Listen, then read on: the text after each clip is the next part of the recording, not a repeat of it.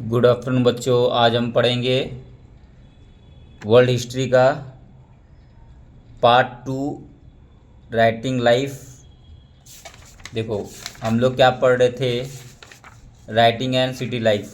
ठीक है, वो मेसोपोटामिया का राइटिंग एंड सिटी लाइफ। ठीक है, writing and city life part 2 इसका पढ़ेंगे। हम लोग कहाँ तक पढ़ लिए थे, इसके पहले तक हम लोग ने पढ़ लिया था। जैसे मैं आपको क्ले टैबलेट बता दिया था, सिस्टम ऑफ राइटिंग और यूज़ ऑफ राइटिंग, ये सब बता दिया था आपको, लिटरेसी वगैरह सब बता दिया था। ठीक है, अब हम पढ़ेंगे urbanisation southern Mesopotamia, king and queen, temple and king. ठीक है, तो इसमें हम लोग को देखो क्या क्या पढ़ना है। देखो, अभी हम लोग को सिर्फ 2 टॉपिक पढ़ना है। सुमेर के अंदर उरुक सिटी का डेवलपमेंट हुआ था, जो क्या था, टेम्पल टाउन सिटी था। ठीक है, इसमें 2 किंग के बारे में पढ़ना है, किंग एनमार्कर और किंग गिलगामिश। और गिलगामिश तो बहुत थोड़ा सा इम्पोर्टेंट है, जिसने इसका स्टोरी, किंग गिलगामिश का स्टोरी कितने में लिखा हुआ है, 12 क्ले टैबलेट में लिखा हुआ है। 12 क्ले टैबलेट में स्टोरी लिखा हुआ है किंग गिलगामिश का।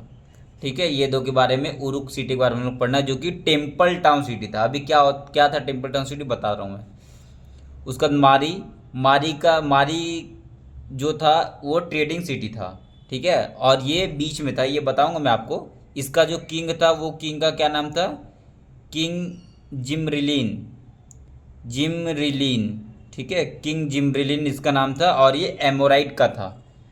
ठीक है, ये ना अकेडियन था ना असीरियन था, ये एमोराइट का था, किंग जिमरिलीन। ठीक है, इसके बारे में हम लोग, बस हम लोग को इतना ही पढ़ना है, उसके बाद मेसोपोटामिया ख़त्म। ठीक है, चलो स्टार्ट करते हैं। Urbanisation in southern Mesopotamia, southern Mesopotamia मतलब सुमेरियन में क्या, कौन सा क्या डेवलपमेंट हुआ, उरुक सिटी का डेवलपमेंट हुआ था। ठीक है, तो अराउंड 5000 BC के अराउंड उरुक सिटी का डेवलपमेंट हुआ। ठीक है, वहाँ पे सेटलमेंट चालू हुआ था। और so earlier settler began to build and rebuild a temple at the selected site। ठीक है, सिलेक्टेड स्पॉट इन विलेज में अपना टेम्पल चालू कर देते उन लोग। क्या करते थे, earliest known temple way small shrine made of a back brick. तो कौन से ब्रिक का बनाते थे, बैक ब्रिक। बैक ब्रिक मतलब जो कच्चा ईटा। ठीक है, तो उन लोग का जो अर्लीस्ट नोन टेम्पल जो है ना, वो कच्चा ईटा से बनता था। अनब्रेक ब्रिक मतलब कच्चा ईटा, ईटा को पकाया नहीं गया है आग में। ठीक है, उसको सिर्फ सन में सुखाया गया बस। जिसको आग में पका देते थे वो बैक ब्रिक हो जाता था। मतलब ईटा बनाया, उसको आग में जला दी तो बैक ब्रिक, और जो ईटा बनाया उसको सन में सिर्फ सुखा दिए तो अनबैक ब्रिक। ठीक है, तो अनब्रेक ब्रिक से टेम्पल बनाया जाता था। उसका temple were the resident of various god. तो वहाँ पे बहुत सारे गॉड थे मेसोपोटामिया के, जैसे कि मून गॉड। ठीक है, मून गॉड ऑफ ऊर। फिर इनाना गॉड थे, जो goddess of love and war. ठीक है, मतलब ये देवी का ही पूजा करते थे, जो कि goddess of love and war थी। ठीक है, इनाना, तो इनाना goddess of love and war, moon God of ऊर, ये सब का इन लोग पूजा करते थे। फिर construction brick temple become large over time. जैसे टाइम बीतता गया तो टेम्पल बड़ा होता गया और ब्रिक में बनता गया। देखो यहाँ पे अनब्रेक्ड ब्रिक, कच्चा ईटा से बना रहे, अब यहाँ पे पक्का हुआ ईटा से बनाएंगे टेम्पल, और टेम्पल बड़ा होता गया। ठीक है, अब early one was possible, not likely to ordinary house, for the temple was the house of a god, but temple has always their outer wall going in and outward। देखो temple कैसे बनता था, टेम्पल ऐसे बनता था, ऐसे normal इस तरीके से, वॉल ऐसे, फिर इनवर्ड जा रहा है, फिर ऐसे जा रहा है, फिर यहाँ पे अल्टर होता था आग वाग देने के लिए, फिर यहाँ से एंट्रेंस होता था। ठीक है, इस तरीके से टेम्पल बनता था, लेकिन घर नॉर्मल बनता था स्क्वायर शेप में। ठीक है, टेम्पल बहुत इंपॉर्टेंट है मेसोपोटामियन के उरुक सिटी के लिए। ठीक है, उरुक सिटी जो है वो टेम्पल बहुत इंपॉर्टेंट है। अब देखो टेम्पल में सब कुछ होगा, temple as a processing centre बनेगा। देखो कैसे, तो god was the focus of worship to him और हर, पीपल ब्रॉट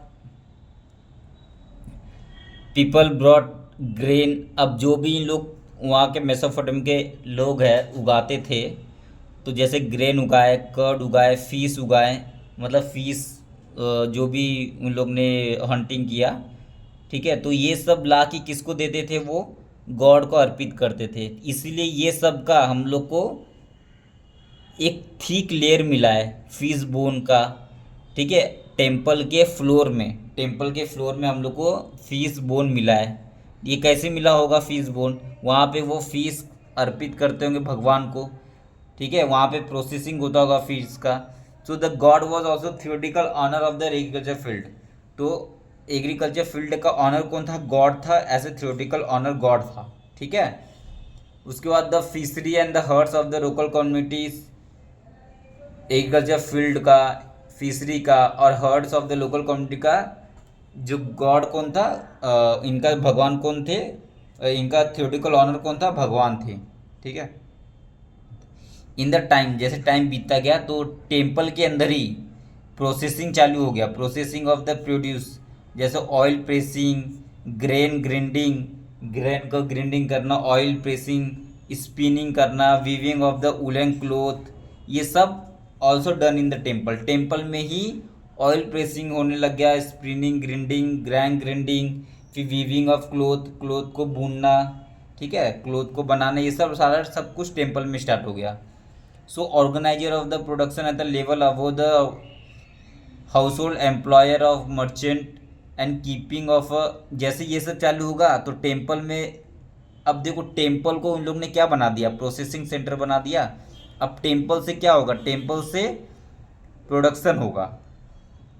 प्रोडक्शन हो रहा है तो अब जब प्रोडक्शन हो रहा है टेम्पल में तो उन लोग को रिटर्न रिकॉर्ड कुछ चाहिए ना, तो उसी टेम्पल में ही keeper of the return record चालू हुआ, क्योंकि जो भी सामान डिस्ट्रीब्यूट होगा, अलॉटमेंट ऑफ ग्रेन होगा, plough animal, bread, beer, fish etcetera, ये सब एक्टिविटी जो टेम्पल से हो रहा है उसको लिखने की जरूरत पड़ेगी।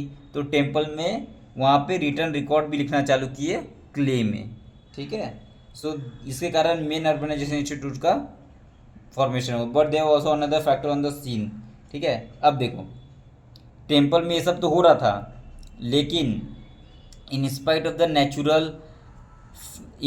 Natural fertility agriculture was subjected to hazard. भले एग्रीकल्चर अच्छा था बट एग्रीकल्चर में दो चीज़ का प्रॉब्लम था, एक नेचुरल प्रॉब्लम था, एक मैनमेड प्रॉब्लम था, ठीक है। जैसे नेचुरल डिजास्टर होता है ना, वैसे नेचुरल डिजास्टर से प्रॉब्लम था और एक मैनमेड डिजास्टर से प्रॉब्लम था।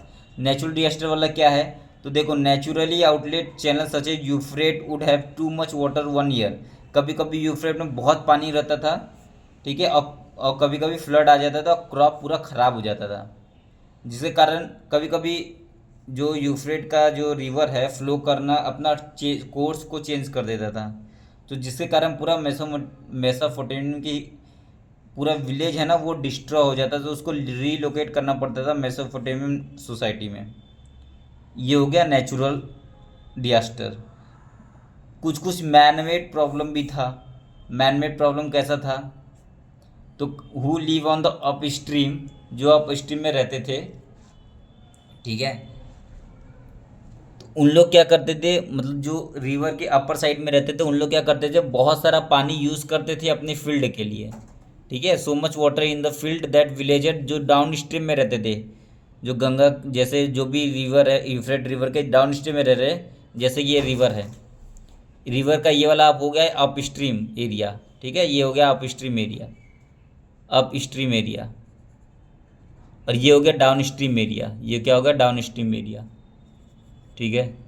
अब जो अपर वाले लोग जो है वो पानी को यूज़ कर रहे हैं और वो पानी नीचे आ ही नहीं पा रहा है, तो नीचे वाले को प्रॉब्लम हो रहा है, ठीक है। So much water in the field that village downward down stream where left without water, तो नीचे वाले को पानी नहीं मिल रहा है, इसलिए नीचे वाले को बहुत प्रॉब्लम हो रहा था। तो जिसके कारण क्या होता था, दोनों के बीच में क्या होगा, अपर स्ट्रीम और डाउनवर्ड स्ट्रीम जो में लोग रह रहे विलेज में उनके बीच में क्या होगा? कॉन्फ्लिक्ट होगा। तो इनके बीच में कॉन्फ्लिक्ट होता था, over the land and water के बीच में कॉन्फ्लिक्ट होता था, ठीक है। उसके बाद when there is was a continuous warfare in a region, और जब कंटिन्यूस वॉरफेयर होते रहता था तब कोई ना कोई एक चीफ तो होगा ना, तो दो चीफ, जो चीफ सक्सेसफुली वॉर को सक्सेसफुली करेगा, मतलब वॉर सक्सेसफुली जीतेगा, तो लोग उसको फॉलो करने लगते थे, उसका फॉलोवर बन जाते थे। और जो लीडर है, जो चीफ है, वो क्या करता था, डिस्ट्रीब्यूट करता था लूट का सामान। और जो भी प्रिजनर है, जो भी जीत गया, जिसको हरा दिया, उसको सबको प्रिजनर बना के उसको अपना सर्वेंट बना देता था। कौन? ये वाला चीफ। जिसके कारण so they were increase their influence and clout. और वो such war leader however would be today gone tomorrow until a time. और उसके कारण वो जो लीडर है उसका इन्फ्लुएंस बढ़ गया अपने सोसाइटी में। और इन्फ्लुएंस बढ़ के वो धीरे धीरे अपना नया अपने सोसाइटी को अच्छा करेगा, वेलबींग ऑफ अपने सोसाइटी को अच्छा करेगा, और वहाँ से वो नया इंस्टीट्यूशन क्रिएट करेगा। ठीक है। और इन टाइम विक्टोरियस चीफ, जो विक्टोरियस चीफ होते थे, ये जो चीफ है, जो जीते हुए चीफ है, began to offer precious beauty to the god. और गॉड को भी महंगा महंगा सामान गिफ्ट करते थे। ठीक है, ऑफर करते थे। And beautify the community temple. और जो कम्युनिटी टेम्पल होता था उनका, उसको ब्यूटीफाई करते थे, अच्छे से बनाते थे। So they would send man out to fetch fine material. और ये लोग क्या करते थे, अपने मैन लोग को दूर दूर भेजते थे ताकि फाइन स्टोन लाओ और मेटल लाओ, बेनिफिट ऑफ द गॉड के लिए एंड कम्युनिटी के लिए, ताकि हम ऑर्गेनाइज कर पाए टेम्पल को। ठीक है। Organise the distribution of temple wealth in a efficient way by accounting the things. तो इस तरीके से एक पोएम है, as a poem about Enmerkar. So एक पोएम एन मार्कर का, उसमें लिखा है this gave the king high status and king को हाई स्टेटस मिला है और authority to command the communities. और कम्युनिटी को कमांड करने का अथॉरिटी मिला है। ठीक है। एक किंग था जिसका नाम था एन मार्कर। ठीक है, पहला किंग हम लोग एन मार्कर पढ़ रहे हैं।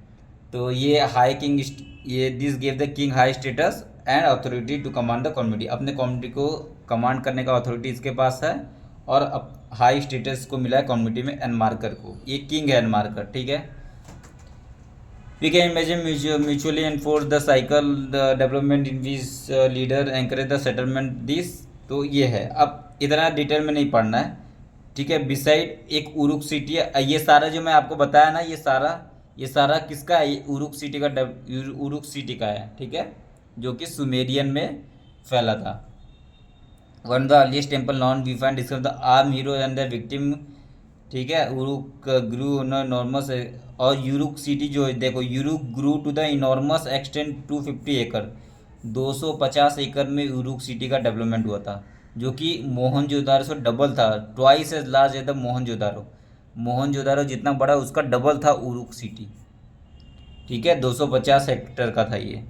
Would be large century. ठीक है। देखो, ये इंपॉर्टेंट है, twice the large as Mohenjodaro.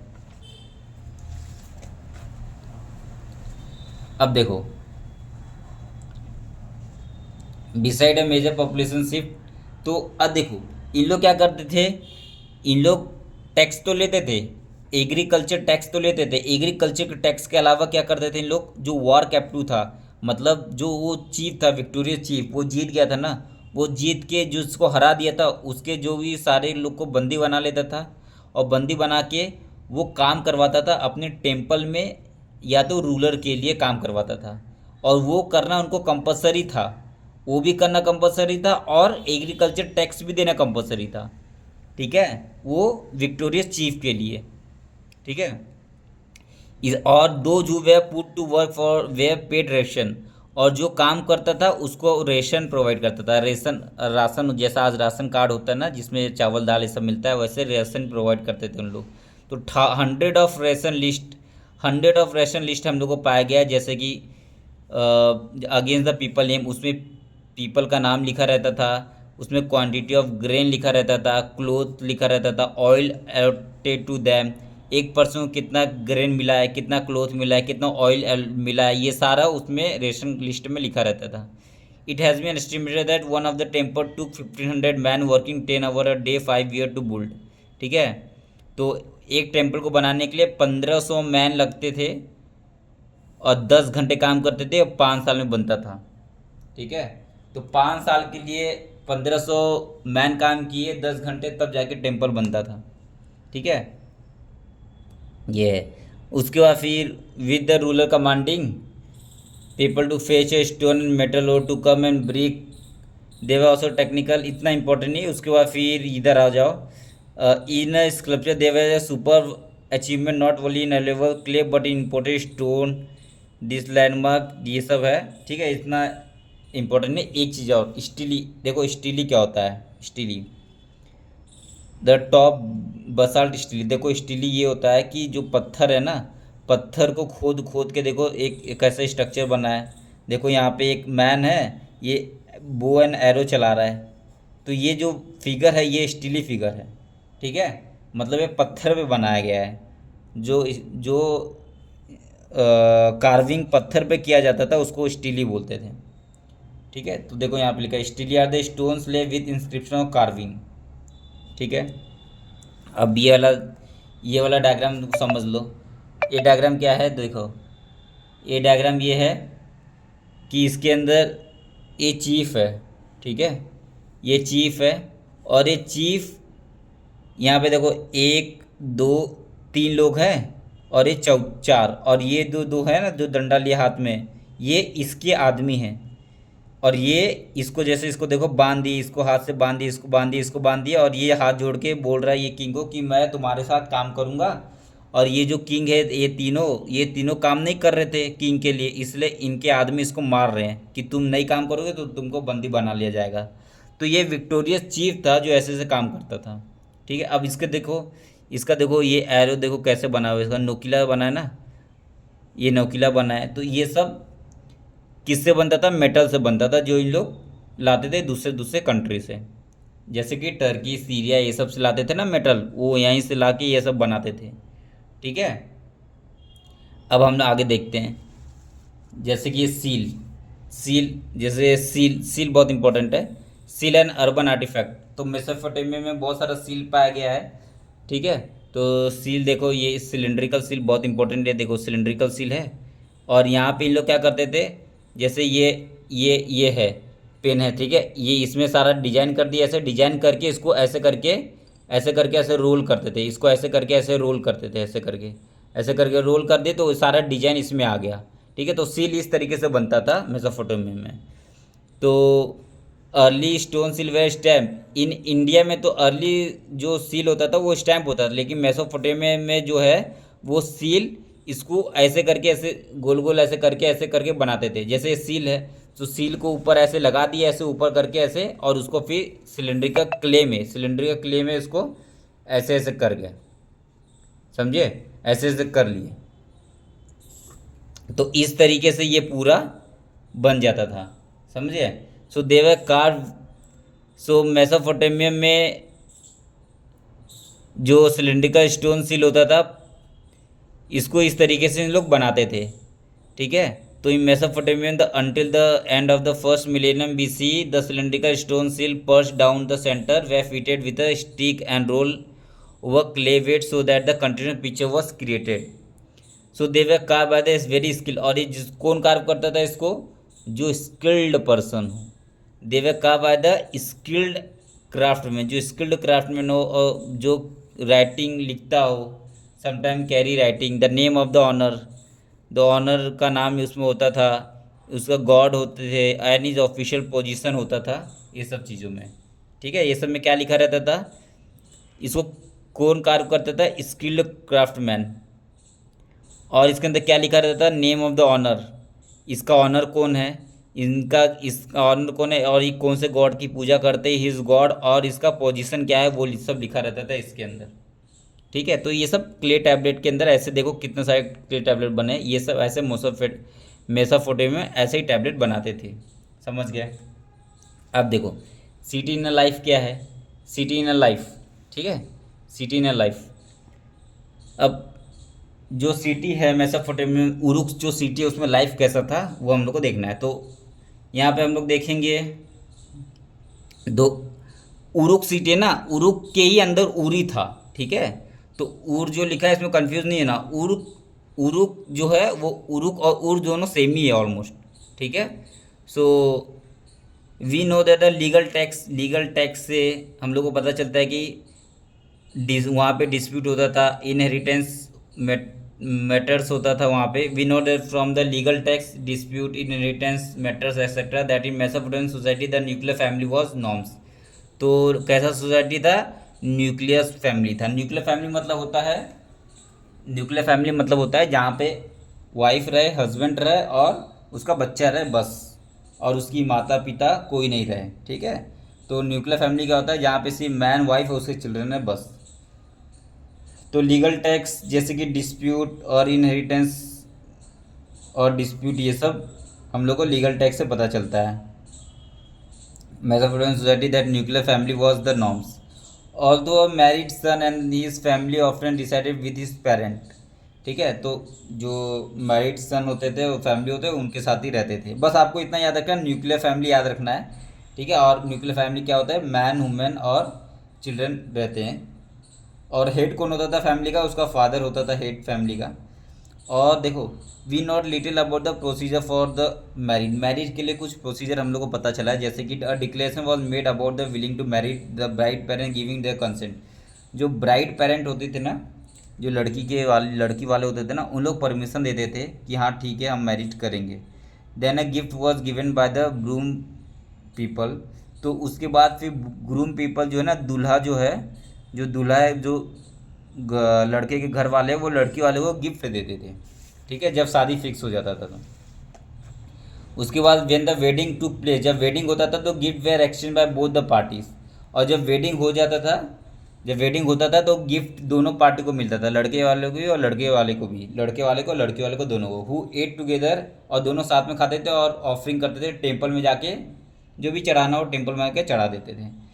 So when her mother in law to fetch her the bride was given her share. जब उनकी सास, किसकी सास? जो ब्राइड है, जो दुल्हन है, उसकी सास जो है, मतलब लड़की की माँ अपनी बहू को क्या दे रही है? अपना शेयर देगी, इनहेरिटेंस बाय हर फादर, ठीक है। Was given her shares of inheritance bye her father. तो उनके फादर उनको, अब यहाँ पे कहीं नहीं लिखा है इनहेरिटेंस मतलब ज़मीन जायदाद, नहीं। यहाँ पे लिखा है, सिंपल सी बात है, कुछ गहना हो गया, ज्वेलर्स हो गया, ये सब लड़की को मिलता था, किससे? उसके फादर से, ठीक है। When her mother in law came to fetch her, जब उसकी सास उसको लेने आती थी तो उसका फादर, लड़की का फादर उसको क्या देता था? शेयर देता है, इनहेरिटेंस मतलब ज्वेलर्स हो गया, स्त्री धन, ये सब देता था अपनी बेटी को। और देखो ये साफ साफ लिखा है, फादर हाउस और हर्ट्स और फील्ड, ये सब किसका इनहेरिटेंस था? ये सन का था अधिकार, ठीक है। इसलिए ये सब में कंफ्यूज नहीं करना है।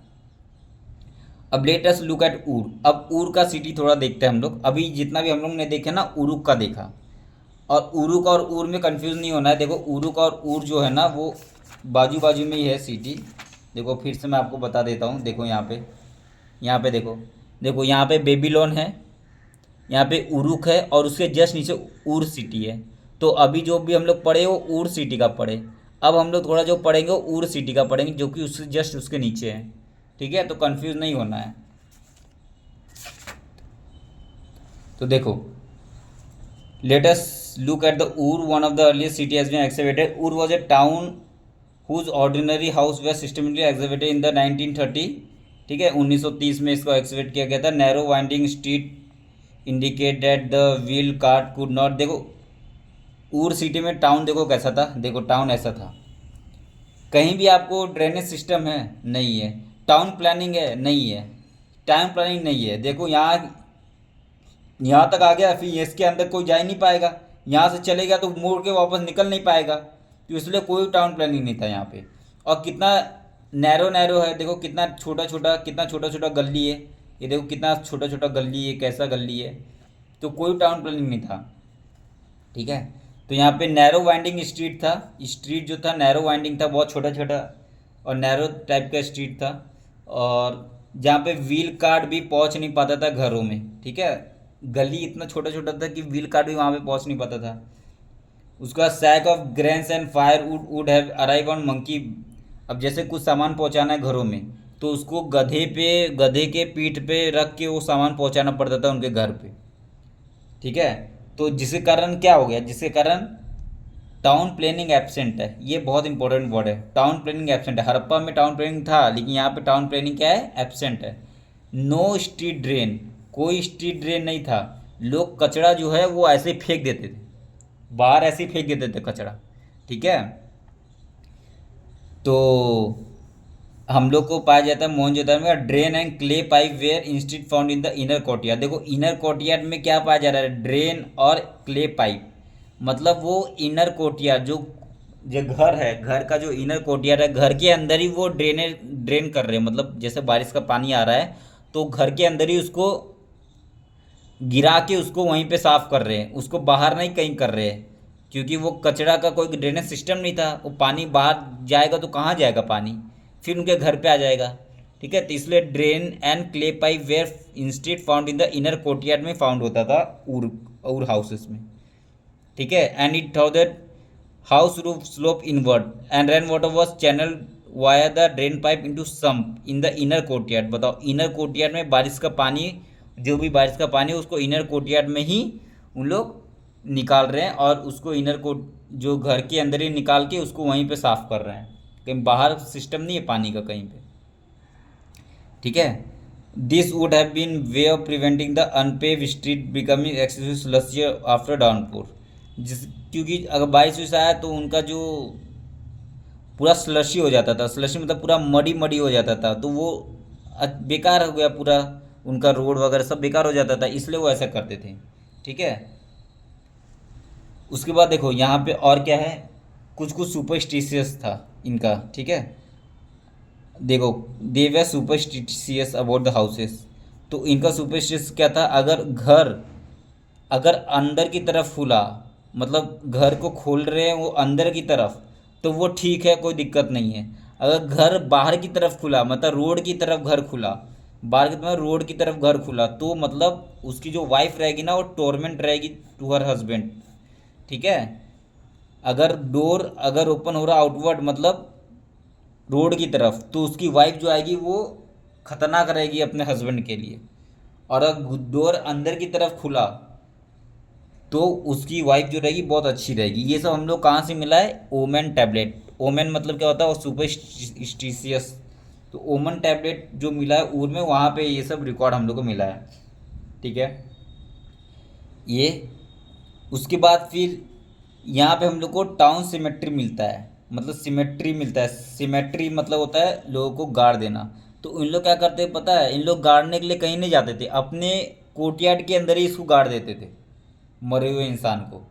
देखो there was a town cemetery at the Ur in which the grave of the royalty of commoners have been found, but a few individual were found buried under the floor of the ordinary house. जो ordinary house होता था, normal house होता था, उसके अंदर ही गाड़ देते थे लोगों को मार के। मतलब कोई मर गया तो उसको वहीं गाड़ देते थे, बताओ। तो ये सब सिस्टम था वहाँ पे। तो इतना सब कुछ आपको पता होना चाहिए ऊर सिटी के बारे में और उरुक सिटी के बारे में। अब हम पढ़ेंगे मारी सिटी के बारे में। मारी सिटी के बारे में देखो, ये जो था टेम्पल टाउन सिटी था, उरुक सिटी। अब मारी जो सिटी है, मारी सिटी जो है, जो 2000 BC में डेवलप हुआ मारी सिटी। ठीक है। ये क्या है, ये ट्रेड सिटी है, ट्रेडिंग टाउन है in the pastoral zone. Trading city है, ट्रेडिंग सिटी है ये। ठीक है। ये ट्रेडिंग सिटी है मारी। मतलब मारी कहाँ लोकेटेड है, तो देखो इसका लोकेशन इधर है। कौन सा रिवर है ये, यूफ्रेट रिवर है। ठीक है। ये यूफ्रेट रिवर है, यूफ्रेट रिवर है। यहाँ पे देखो ये जो है ना, ये सब क्या है, एग्रीकल्चर लैंड है ये। क्योंकि ये रिवर है तो ये फर्टाइल रीजन रहेगा, ये सब फर्टाइल रीजन है, ये एग्रीकल्चर रीजन। और ये वाला जो रीजन, ये कौन सा रीजन है, ये सब जो रीजन है ये पैस्टोरल रीजन है। ये सब जो रीजन है ये कौन सा है, पैस्टोरल रीजन है, ब्राउन कलर वाला। तो यहाँ के लोग एग्रीकल्चर में फेमस थे, और यहाँ के लोग हर्डिंग करते थे। हर्डिंग करके करेंगे, मिल्क के लिए फेमस है, मीट के लिए फेमस है, ये सब के लिए फेमस है यहाँ के लोग। तो अब मारी सिटी इसलिए डेवलप हुआ। और मारी सिटी कहाँ पे डेवलप हुआ है, the middle of the Euphrates river पे। ठीक है। अब मैं आपको मारी सिटी का इसमें दिया है तो बताता हूँ आपको मारी सिटी। देखो आपको इसमें दिख रहा होगा मारी सिटी। देखो देखो यहाँ पे यूफ्रेट सिटी, यूफ्रेट रिवर दिख रहा है, यहाँ पे देखो मिडल में मारी है। देखो यूफ्रेट रिवर के मिडल में है मारी। मारी क्या है, मिडल में। यहाँ पे बेबीलोनिया है और यहाँ पे क्या था, उरुक था, यहाँ पे उरुक था। ठीक है, यहाँ पे उरुक सिटी यहाँ पे था, मारी सिटी यहाँ पे है, जो कि मिडल में। अब देखो मारी सिटी क्यों इंपॉर्टेंट हो गया, क्योंकि यहाँ पे क्या है, टर्की है, यहाँ पे क्या है, सीरिया है, यहाँ पे क्या, इजिप्ट है। अब मारी सिटी क्या करेगा, सीरिया इजिप्ट से क्या मंगाएगा, मेटल वगैरह मंगाएगा, इजिप्ट से यहाँ से मेटल मंगाएगा। ठीक है, तो मारी सिटी जो भी ट्रेड होता था, जो भी ट्रेड होता था वो मारी सिटी के होते हुए जाता था, क्योंकि इन लोग रिवर से ट्रेड करते थे, रिवर से, तो मारी सिटी के होते हुए ट्रेड जाता था, इसलिए मारी सिटी बहुत फ्लोराइज हुआ एज अ ट्रेडिंग टाउन। समझे? तो ये था बेसिक मारी सिटी का। अब हम लोग थोड़ा देखते हैं। तो यहाँ पे एग्रीकल्चर एनिमल रियरिंग बहुत होता था मारी सिटी में। एग्रीकल्चर एनिमल रियरिंग में carried out close to each other region. देखो एग्रीकल्चर कहाँ पे हो रहा है, एग्रीकल्चर यहाँ पे हो रहा है। ठीक है, और यहाँ पे ब्राउन ब्राउन एरिया में क्या हो रहा है, ब्राउन एरिया में क्या हो रहा है, एनिमल रियरिंग हो रहा है, एनिमल हर्डिंग हो रहा है, ये सब। ठीक है, तो सम कम्युनिटी इन द किंगडम मारी हैड बोथ फार्मर एंड पेस्टोलिस्ट। बहुत सारे कम्युनिटी जो मारी किंगडम में थे वो फार्मर भी थे और पेस्टोलिस्ट भी थे। ठीक है, फार्मिंग देखो यहाँ पे, देखो फार्मिंग भी कर रहे हैं एग्रीकल्चर, और यहाँ पे पेस्टोरिस्ट लोग हैं। ठीक है, अब देखो जो हर्डर्स होते थे, herders need to action young animal. तो हर्डर्स क्या करते थे, यंग एनिमल को एक्शन करते थे। ठीक है, तो herder need to action young animals, cheese को एक्शन करते थे, लेदर को एक्शन करते थे, meat in return for the grains. ठीक है, अगर उनको ग्रेन्स के लिए वो क्या क्या एक्शन करेंगे, ग्रेन्स के रिटर्न में वो चीज़ को करेंगे, फिर लेदर को, मीट को, ये सब को एक्शन करते थे कि तुम ग्रेन दो हमको और हम तुमको चीज़ देंगे, लेदर देंगे और मीट देंगे। ठीक है, इन रिटर्न फॉर ग्रेन, तुम हमको ग्रेन दो, मेटल टूल्स दो। मतलब यहाँ के लोग जो है, यहाँ के लोग क्या मांगेंगे, यहाँ के लोग इन लोगों से क्या मांगेंगे, तुम चीज़ दो, लेदर दो, मीट दो, और तुम हमको ग्रेन दो और मेटल टूल्स दो। यहाँ के लोग क्या बोलेंगे, तुम हमको ग्रेन दो और मेटल टूल्स दो। और यहाँ के लोग इसको क्या देते थे, तो चीज़ देते थे, मीट देते थे और लेदर देते थे इसको। और यहाँ से क्या लेते थे, वो ग्रेन्स लेते थे और मेटल टूल्स लेते थे। ठीक है, तो हर्डर इस टाइप के एक्सचेंज करते थे। And manure of a pen flock as a great use of a farmer. और मैन्योर तो बहुत यूज था, manure of a pen flock as a great use of farmer, और फार्मर के लिए मैन्योर भी बहुत इंपॉर्टेंट था। At the same time they may be conflict, और इनके बीच में कभी कभी कॉन्फ्लिक्ट भी होता था। ठीक है, सो a shepherd may take his flock to water across a sown field to the ruin of the crop. A herdman being mobile can raid agriculture village and seize their store goods. For their part, settled group may deny pastoralist access to river and canal water along a certain set to path. ठीक है, तो the Mesopotamian history. अब Mesopotamian history में, ठीक है, Mesopotamian history में nomad community of the western desert filter. तो देखते, अब देखो मारी सिटी जब डेवलप्ड हुआ, तो मारी सिटी देखो, अब मैं आपको क्या बताया, यहाँ पे मारी सिटी आपको पहले बताता हूँ वापस, जैसे मारी सिटी का डेवलपमेंट हुआ यहाँ पे। ठीक है, तो मारी सिटी से लोग क्या करने लगे, असीरिया, देखो असीरिया है यहाँ पे, असीरिया से मारी सिटी आने लग गए, बेबीलोनिया से मारी सिटी आने लग गए, एमोराइट्स था यहाँ पे, एमोराइट्स से मारी सिटी आने लग गए। तो बहुत सारे लोग क्या किए, माइग्रेंट करने लगे, मारी सिटी में आने लग गए, क्योंकि मारी सिटी फ्लोराइज हो गया था। तो वैसे ही एक किंग था जिसका नाम था, अभी बताता हूँ मैं, जिमरिलिन। ठीक है, अभी बताते हैं हम लोग। तो बहुत सारे लोग माइग्रेट किए मारी सिटी में, जैसे अकीडियंस लोग आए मारी सिटी में, एमोराइट्स लोग आए मारी सिटी में, असीरियंस लोग आए मारी सिटी में, और अरामियंस लोग आए मारी सिटी में। ये सब लोग आने लगे, माइग्रेट होने लगे मारी सिटी में। और फिर मारी सिटी में एक किंग आया, किंग ऑफ मारी। वो कहाँ से था, वो एमोराइट से था।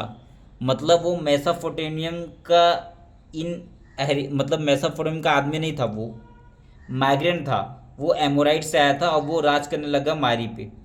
ठीक है, क्यों हम लोग को कैसे पता चलता है? क्योंकि वो डिफरेंट टाइप का ड्रेस पहनता था एमारी मेसोपोटामियम से, जो ओरिजिनल इनहेबिटेंट्स थे उससे डिफरेंट ड्रेस पहनता था ये। And who respected not only the God of Mesopotamia, और वो सिर्फ गॉड ऑफ मेसोपोटामिया का रिस्पेक्ट नहीं करता था, मतलब गॉड ऑफ मेसोपोटामिया का भी रिस्पेक्ट करता था और खुद का भी गॉड का रिस्पेक्ट करता था। और उनका गॉड का क्या था? जो एमोराइट्स थे, जो किंग ऑफ मारी, उनका गॉड का नाम क्या था? दगान, द गॉड ऑफ स्टीपी। ठीक है, उनका गॉड का नाम था दगान, द गॉड ऑफ स्टीपी। देखो इन लोग ना स्टीपी रीजन में रहते थे, इसलिए स्टीपी गॉड को मानते थे, इसलिए इनका गॉड का नाम था स्टीपी। इनका गॉड ऑफ द स्टीपी कौन था? दगान, मारी लोग का। तो इन्होंने मारी के जो टेम्पल में, मारी के टेम्पल में गॉड ऑफ मेसोपोटामिया तो थे, और गॉड ऑफ मेसोपोटामिया कौन था? वो दो गॉड याद है, मून गॉड ऑफ ऊर और इनाना God of goddess and love, वो और एक दगान गॉड को भी रख दिया। ठीक है, जिसके कारण मेसोपोटामियन सोसाइटी क्या हो गई? इंटरमिक्सचर हो गई ना, डिफरेंट डिफरेंट टाइप के पीपल, डिफरेंट कल्चर आ गए मेसोपोटामियम में। समझे? अब आगे देखते हैं। देखो ये आपको पूरा डायग्राम दिया हुआ है। ये जो मारी किंग है, किंग जिमरिलीम, उसका पैलेस है। ठीक है, किंग किंग जिमरिलीन रिम, ठीक है, उसका पैलेस है। देखो यहाँ पे ऑडियंस हॉल है, यहाँ पे कोर्टयार्ड है, यहाँ पे इनर कोर्ट है, फिर यहाँ पे एंट्रेंस गेट है, यहाँ पे गेट से एंट्रेंस करने का, यहाँ पे कोर्टयार्ड में रुकने का, उसका ऑडियंस हॉल में लेके जाते हैं। यहाँ पे इनर कोर्ट खाने पीने के लिए है, फिर यहाँ पे देखो कुआं है, वेल है। ठीक है, इस तरीके का। फिर यहाँ पे देखो किचन है, जहाँ पे खाना मिलता था इन लोग को। फिर यहाँ पे देखो इनका टॉयलेट है, लेवेट्री एंड बाथ टॉयलेट है। ठीक है, फिर ये पेंटिंग ऑडियंस हॉल का पेंटिंग है ये। ठीक है, देखो पेंटिंग ऑडियंस हॉल का। ठीक है, इस तरीके का। और फिर देखो यहाँ पे एक ऑफिस बनाया गया, स्क्राइब का ऑफिस है, स्क्राइब ऑफिस है, जहाँ पे बेंचेस और clay beans for storing tablets, यहाँ पे टैबलेट को स्टोर करके रखते थे। ठीक है, और ये कोर्टयार्ड है। तो इस टाइप का काफ़ी अच्छा सिस्टम बना के रखा था। ठीक है, तो इसके पैलेस को, किंग जिम्बरलिन के पैलेस को देखने के लिए, किंग जिम्बरलिन के पैलेस को देखने के लिए बहुत छोटे छोटे माइनर माइनर किंग, जैसे सीरिया से आ जाते थे लोग को कि भाई किंग ऑफ मारी जिम्बरलिन का मेरे को पैलेस देखना है, इतना बड़ा पैलेस देखना है। तो बहुत सारे लोग आते थे, इनका पैलेस देखने आते थे। ठीक है, बस। और बाकी ये सब इतना याद मत रखना, बाकी इतना कुछ जरूरत नहीं है, बस ये थोड़ा सा देख लेना। बहुत दूर से लोग आते थे इनका पैलेस देखने के लिए, बस। ठीक है, अब नेक्स्ट क्वेश्चन। अब नेक्स्ट हो गया, चैप्टर कंप्लीट हो जाएगा 5 मिनट के अंदर। ठीक है, 10 मिनट के अंदर चैप्टर कंप्लीट हो जाएगा। अब किंग ऑफ मारी जो है वो, अब हम लोग ने देख लिया उसका पैलेस वगैरह, और वो कहाँ लोकेट था तो देख लिया। किंग ऑफ मारी क्यों डेवलप हुआ मैं आपको बता दिया कि ऊपर क्या था, टर्की था, सीरिया था, लेबनान था, और मारी क्या करता था? ट्रेड करता था। ठीक है, कहाँ से ट्रेड करता था? टर्की, सीरिया, लेबनान से ट्रेड करता था, और नीचे इजिप्ट से ट्रेड करता था। ठीक है, तो उन लोग मंगाते थे, जैसे कि बोट से कैरी करते थे, जैसे बोट से कैरी करेंगे स्टोन, वुड, वाइन और ऑयल जार्स वगैरह।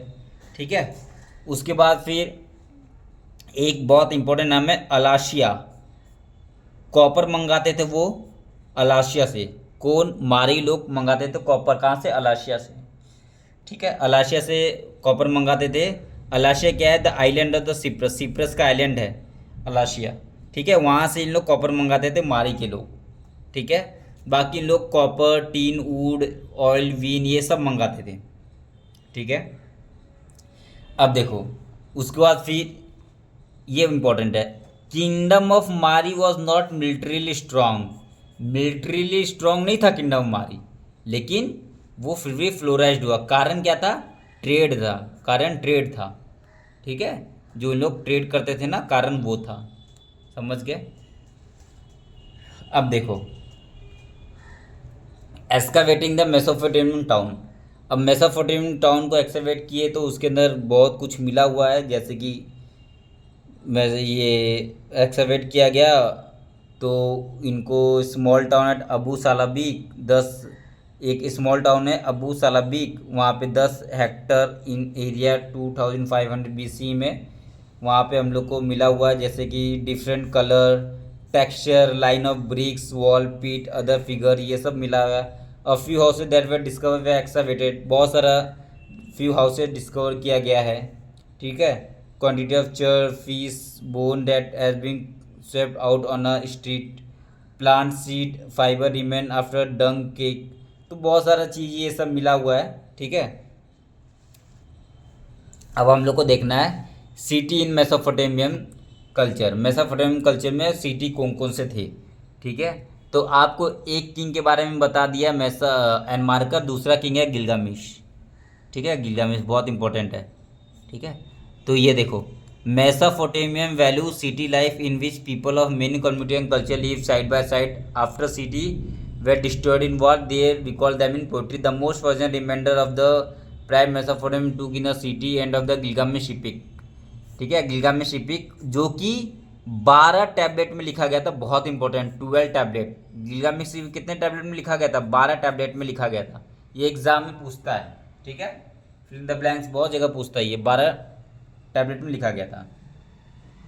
Gilgamesh is set to rule the city of Uruk. मैं बताया था ना आपको, एन मार्कर फिर गिलगामेश। देखो, एन मार्कर और गिलगामेश 12 क्ले टैबलेट। तो गिलगामेश यही है जो उरुक सिटी को रूल किया था। ठीक है। तो उरुक सिटी को रूल किया था गिलगामेश। देखो इसमें क्या है ना, गिलगामेश जो स्टोरी है, अब ये पूरा स्टोरी है जो कुछ काम का है नहीं। तो गिलगामेश का जो एक मिलिट्री जनरल था वो मर गया था। तो गिलगामेश को लगा ये मेरा इतना अच्छा दोस्त मिलिट्री जनरल मर गया, तो एक दिन मैं भी मर जाऊंगा। तो ये जाता है, बोलता है कि मेरे को अमर होना है। तो बहुत सारा सीक्रेट ऑफ इम्यूनिटी अमर होने के लिए जाता है, लेकिन बहुत सारा रिवर क्रॉस करता है, माउंटेन क्रॉस करता है, लेकिन अमर हो नहीं पाता है। तो वापस आता है अपने राज्य में और बोलता है कि मैं अपने राज्य को ऐसा बनाऊंगा कि लोग मुझे याद रखेंगे। मैं तो अमर नहीं हो सकता, लेकिन लोग मुझे याद रखेंगे। तो बस ये पूरी कहानी है, ये पूरी इपिक है गिलगामेश की। ठीक है।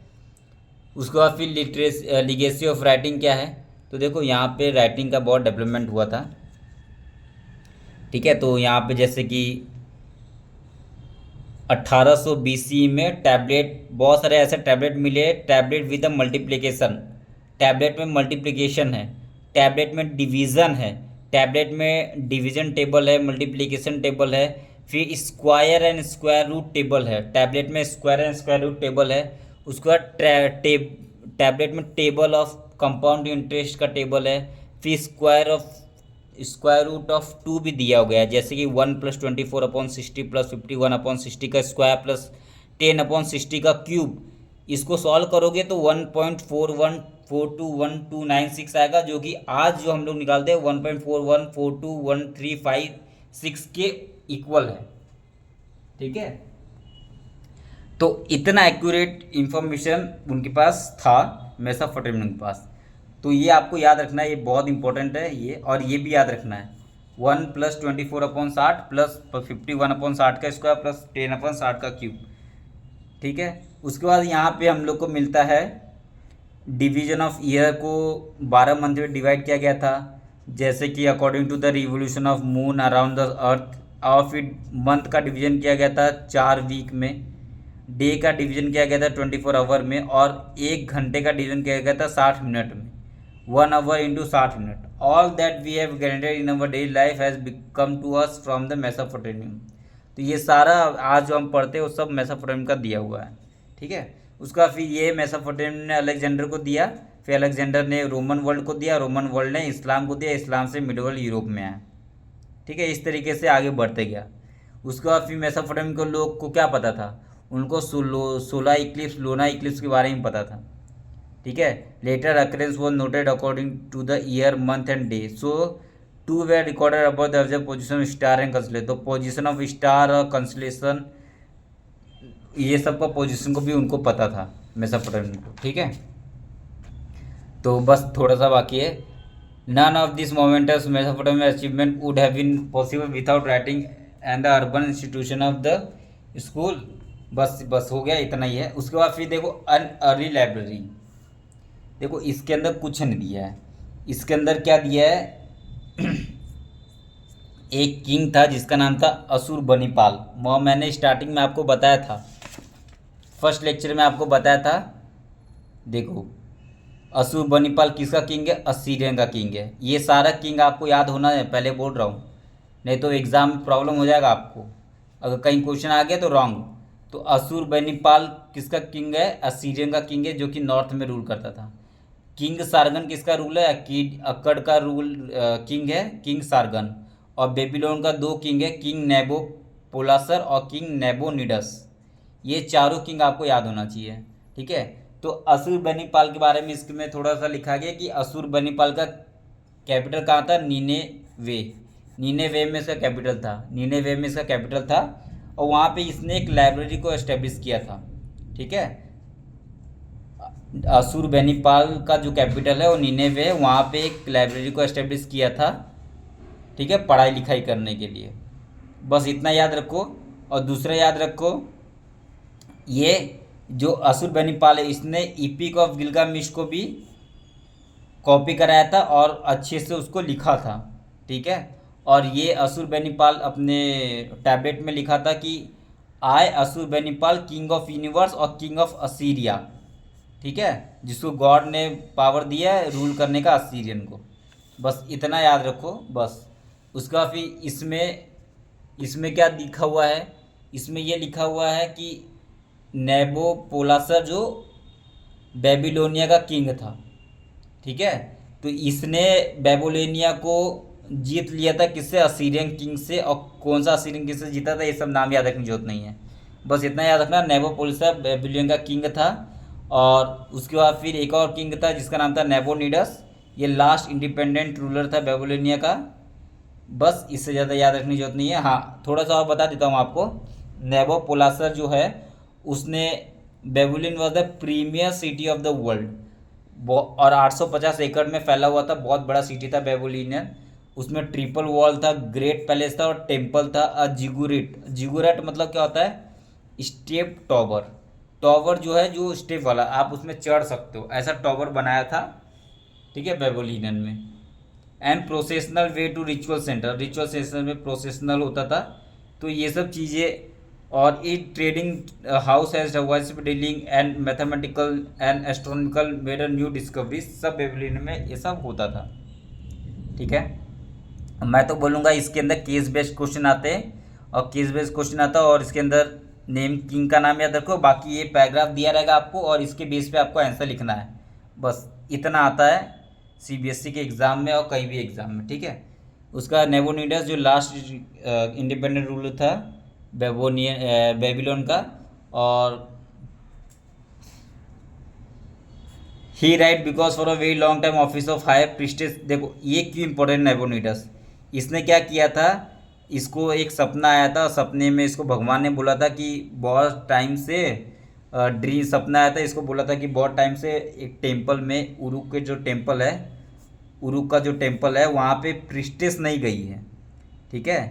प्रिस्टेस नहीं गए, प्रिस्ट तो गए हैं लेकिन प्रिस्टेस नहीं गई है। तो आप प्रिस्टेस को अपॉइंट करो। तो इसने क्या किया? अपने बेटी को, फिर इसको कुछ देर के बाद, कुछ टाइम के बाद इसको अपने ही सिटी में, उरुक सिटी बेबीलोनियन के बाजू में जो उरुक सिटी है वहाँ पे इसको एक टैबलेट मिला। वहाँ पे उसने देखा कि पहले प्रिस्टेस टेम्पल में आती थी, और उसने वो प्रिस्टेस के जैसा अपनी बेटी को सजाया और वो उरुक के टेम्पल में उसको भेजा पूजा करने के लिए, ठीक है। तो ये एक फेमस स्टोरी है नेबोनिडस का, ठीक है। देन ही से he found the steely of a very early king. और ये उसमें स्टीली फाइंड किया, उसमें इमेज था प्रिस्टेस का, और उसने अपनी बेटी को वैसा सजा के, और प्रिस्टेस से सजा के उसको भेजा था, ठीक है, ड्रेस इज डॉटर, और उसको भेजा था टेम्पल में पूजा करने के लिए। बस ये इंपॉर्टेंट है। और दूसरा एक और है, king of Sargon, the king of Akkadian, ये नाम याद रखना बस, और कुछ याद रखने की जरूरत नहीं है, ठीक है। इस तरीके से आपका पूरा चैप्टर खत्म।